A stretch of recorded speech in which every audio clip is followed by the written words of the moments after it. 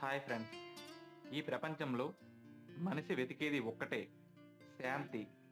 డబ్బులో వెతుకుతాడు, మనుషుల్లో వెతుకుతాడు, విజయంలో వెతుకుతాడు. కానీ శాంతి మాత్రం అతని లోపలే కూర్చొని నిశ్శబ్దంగా ఎదురు చూస్తూ ఉంటుంది.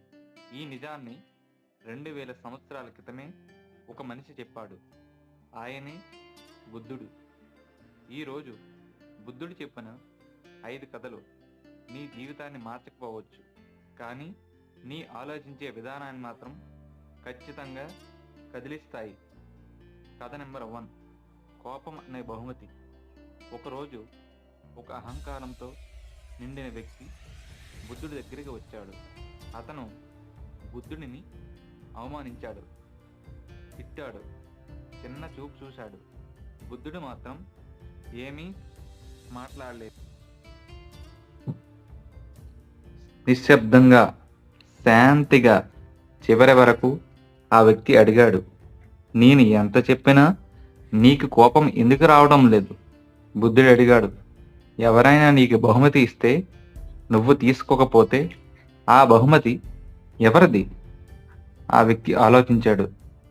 నేను తీసుకోకపోతే అది ఇచ్చిన వాడిదే. బుద్ధుడు చిరునవ్వుతో అన్నాడు, నీ కోపం కూడా అలాంటిదే.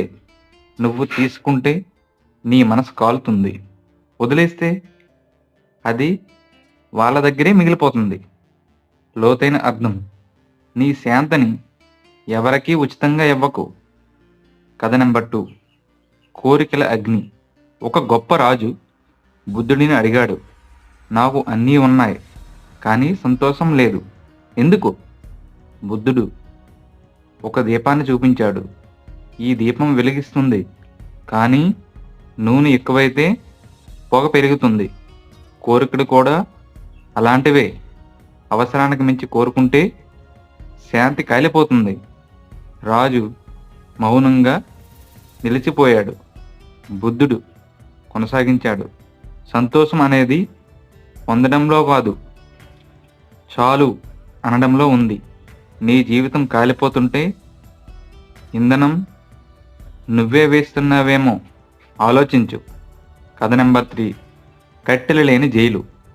ఒక ఖైదీ బుద్ధుడిని అడిగాడు, నేను ఎప్పుడు స్వేచ్ఛ పొందుతాను? బుద్ధుడు, నువ్వు బయట వచ్చిన భయం, కోపం, అసూయ నీతో వస్తాయా?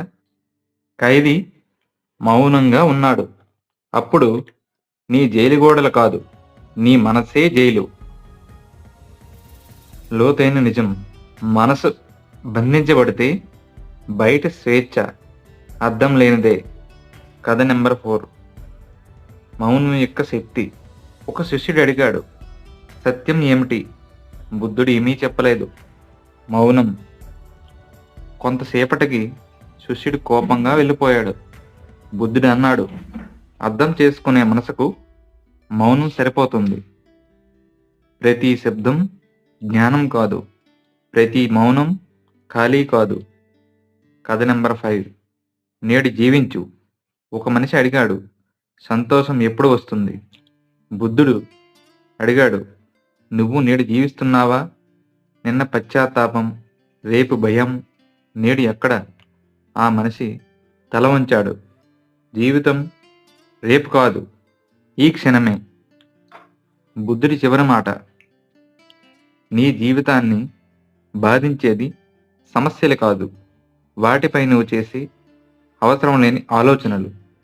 బుద్ధుడు ఇలా చెప్పాడు, శాంతి వెతక్కు, శాంతిగా ఉండు. మరిన్ని ఇలాంటి వీడియోల కోసం మా ఛానల్ని సబ్స్క్రైబ్ చేసి సపోర్ట్ చేయండి.